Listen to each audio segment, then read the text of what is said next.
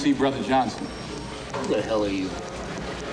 I'm the minister for Muslim Temple number 7. Never heard of you. Where is he? Nobody here by that name. Wait a second. What is your name, fella? Don't worry about what my name is. Denzel Washington plays Malcolm X in Spike Lee's biography of the African-American leader. It's one of the most eagerly awaited films of the year, and we'll be reviewing it this week on Siskel and Ebert, along with another much-anticipated film, Francis Coppola's version of the Dracula legend. I'm Gene Siskel of the Chicago Tribune. And I'm Roger Ebert of the Chicago Sun-Times. Our first movie is Malcolm X, and it can only be described as a triumph for director Spike Lee, who has been talking about this movie for so long that anything less than a masterpiece would have been an anticlimax. But Lee has made a great film, one of the most absorbing, entertaining, and challenging biographies I've seen. He tells the story of a man born in Nebraska as Malcolm Little, whose father is murdered by the Klan, and who as a young man comes east to Harlem, where he is blinded by the superficial glamour of a life of wine, women, gambling, and crime. During the movie, we will see Malcolm undergo more than one transition on his odyssey from a 2-bit numbers runner to a leader and spokesman for his race. The change begins in prison, where he falls under the spell of a follower of the black Muslim movement of Elijah Muhammad. Why don't you want to look like what you are? What makes you ashamed of being black?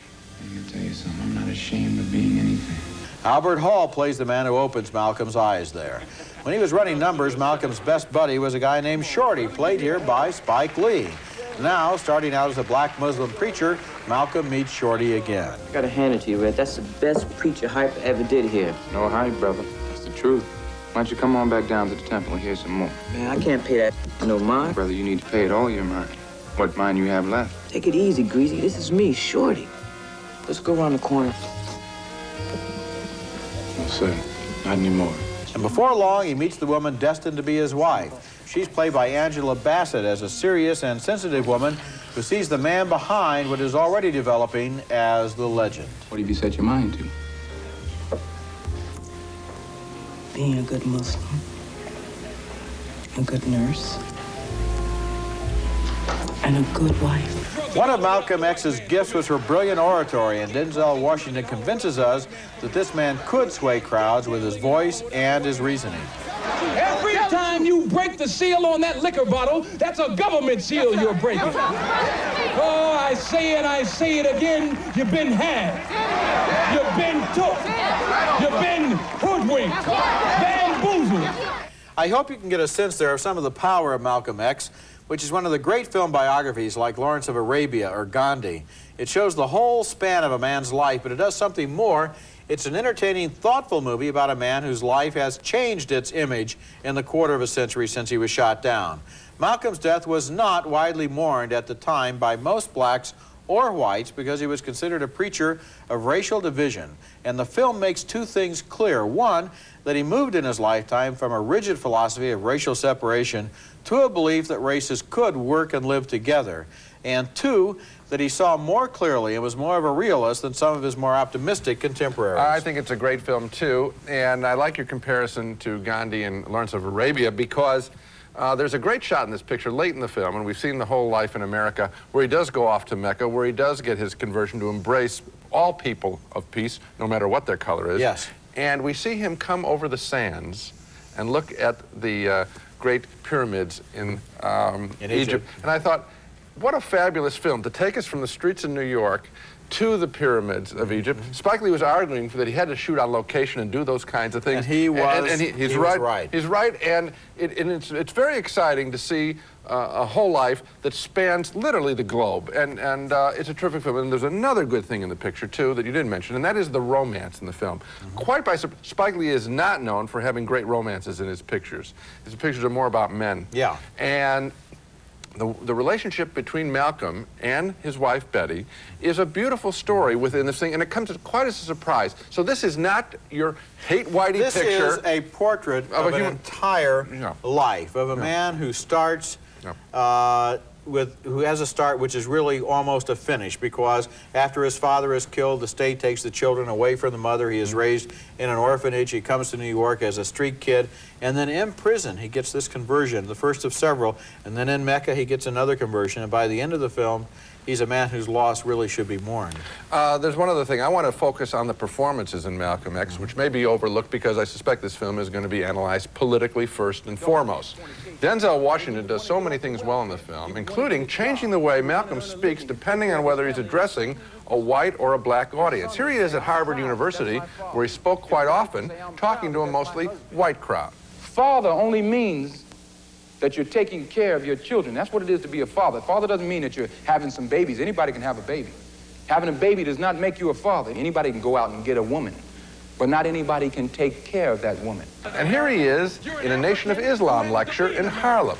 Same man, different voice. We didn't come over on the Nita, the Pinta, and the whatchamacallit. We didn't land on Plymouth Rock. Plymouth Rock landed on us. And the other special performance in the film is by Al Freeman Jr. as Elijah Muhammad, the controversial leader of the Nation of Islam.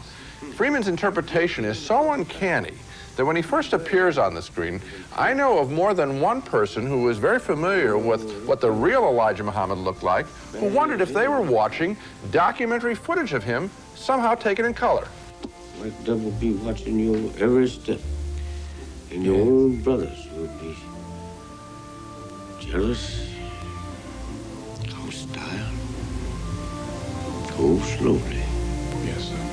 That's just remarkable. I think both Denzel Washington and Al Freeman Jr. are worthy of Oscar nominations in respectively the lead and supporting acting categories. And I'm telling you that Al Freeman Jr. is going to be ignored. I just know it because it's so dead on. People are going to say, is that an actor? We know that Elijah Muhammad's dead, but it doesn't compute when you watch it. And it's very, very subtle the way that character is drawn and played by Al Freeman in order to be a man who has both good and flawed parts to his personality. And on that score, Spike Lee, and he's done this in other films, and I don't think he gets enough credit for this, he is self-critical. He's critical of the African Americans in his movie. This is not a guy who is a hate-whitey, pro-black guy in his films. That, to me, was one of the more... I don't know exactly what I expected from Malcolm X, but I thought that, in a way, as a white person, I would be made more uncomfortable by the film. Yeah. What Spike Lee was able to do in this film, as far as I was concerned, was to draw me into the experience of this man's life so that I could understand where he was coming from, what he was reacting to, how he felt, and how he changed. And this is a movie that I think is for all people. It's not just, even though the subject might seem to be exclusionary, this movie is inclusionary for all American audiences, for all world audiences. When we come back, Bram Stoker's Dracula, the epic tale of Transylvania by another great director, Francis Ford Coppola. Here's a great... I must go.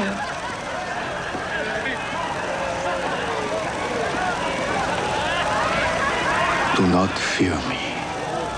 That is not a chance encounter in an early London cinema.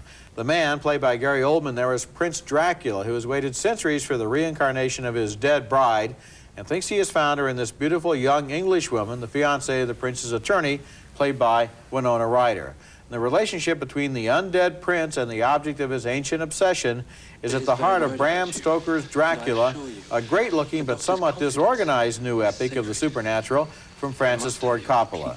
Lucy, the young woman's best friend, is played by Sadie Frost, who unwittingly supplies the lifeblood which Dracula needs to maintain his strength.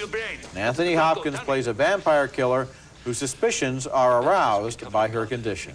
You do not let your eyes see nor your ears hear that which you cannot account for. Something just went up there, sucked it out of her, and flew away, I suppose. Yeah, why not?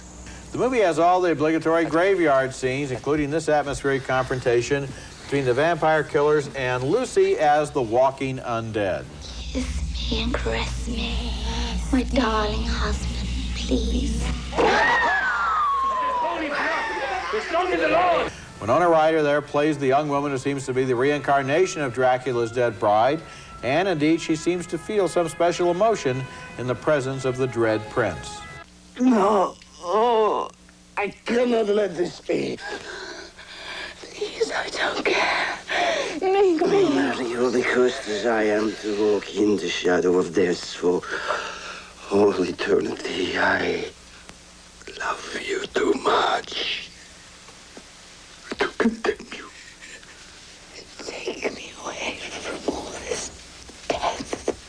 Francis Coppola's version of Dracula does not have a strong narrative thread to draw us from the beginning to the end of the film. It feels actually more like an opera, with a lot of very emotional climaxes and not much logic in between, and that is both a strength and a weakness.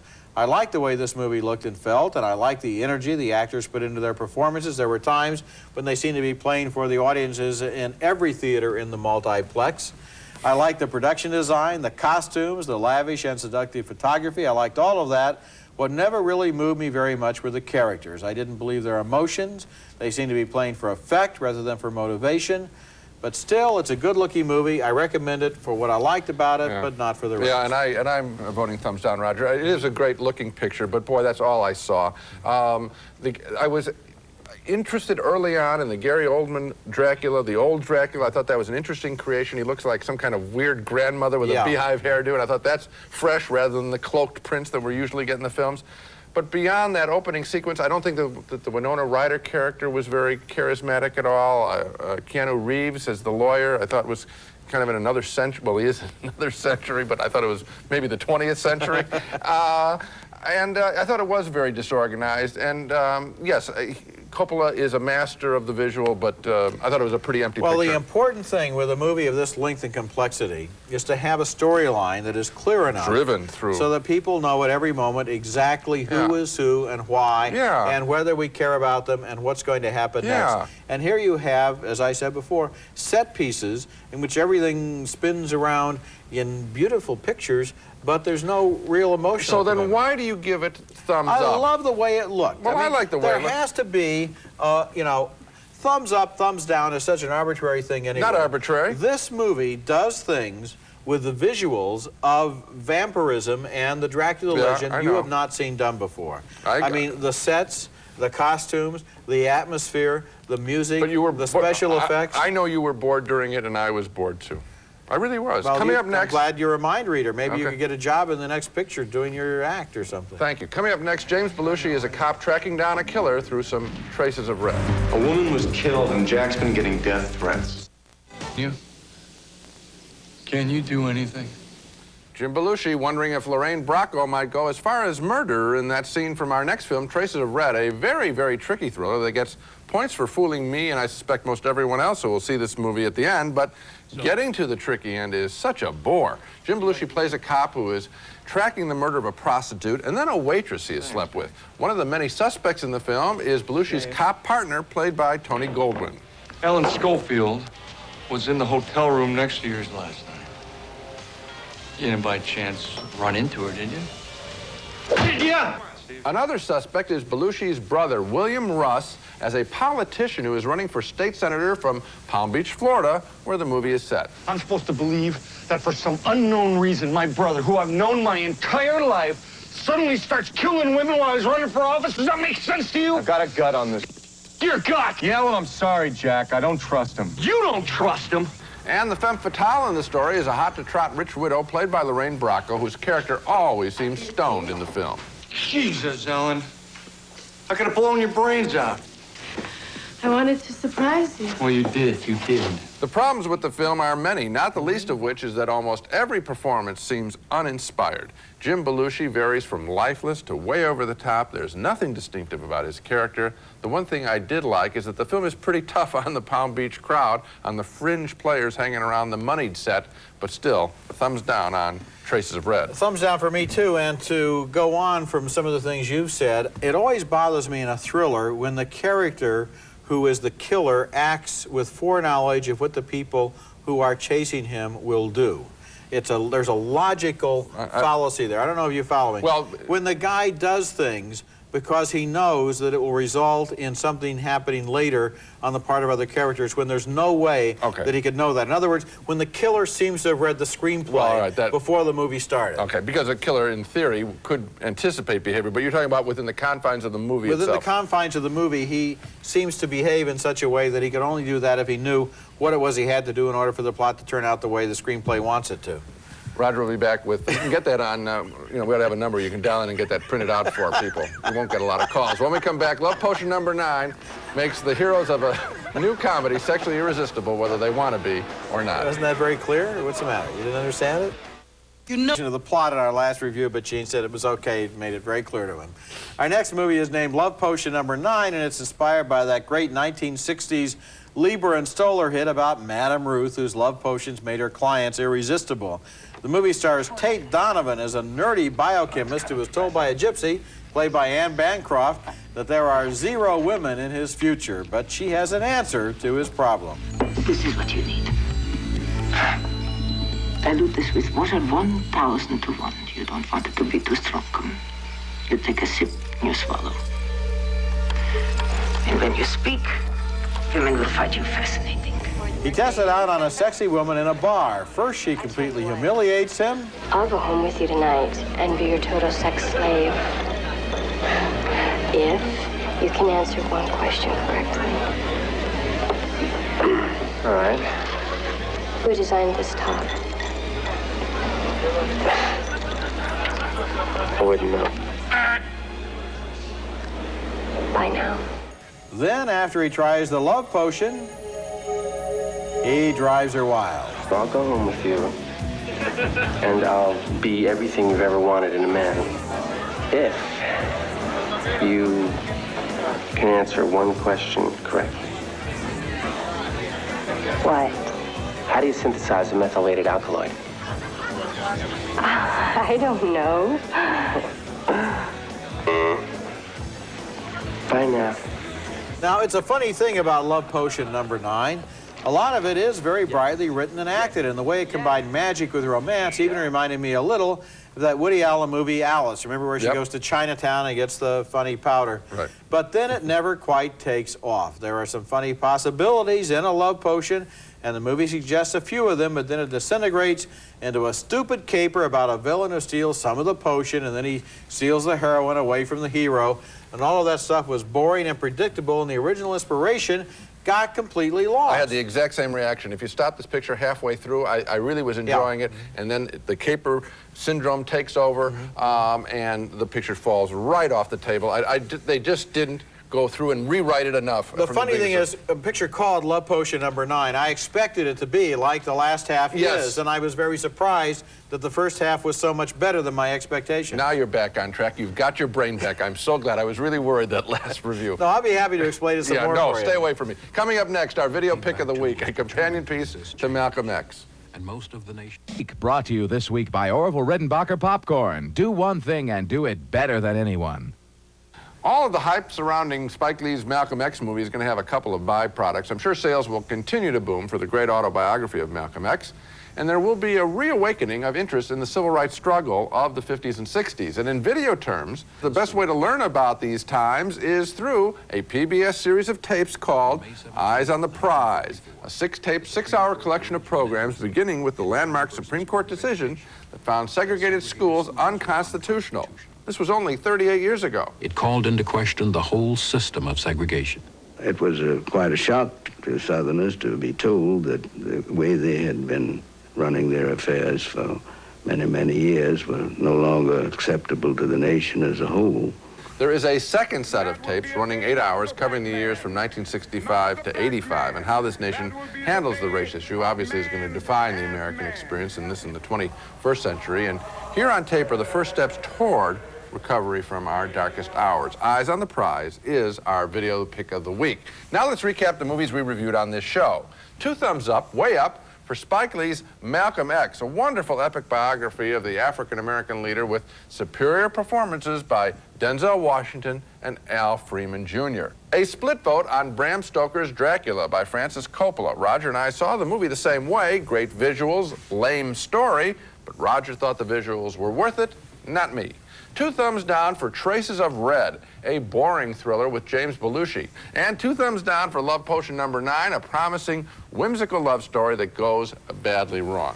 So it would be Spike Lee's Malcolm X this week, and this is a movie I wholeheartedly recommend to everyone. It's a good family picture. It's good for people to see together and discuss together. That's it for this week. Next week we'll be back with reviews of more new movies, including Home Alone 2, Lost in New York, with Macaulay Culkin once again outfoxing petty crooks Joe Pesci and Daniel Stern. Don't you know a kid always wins against 2 idiots? And we'll also take a look at Harvey Keitel in his most controversial role yet as the Bad Lieutenant. That's next week, and until then, the balcony is closed.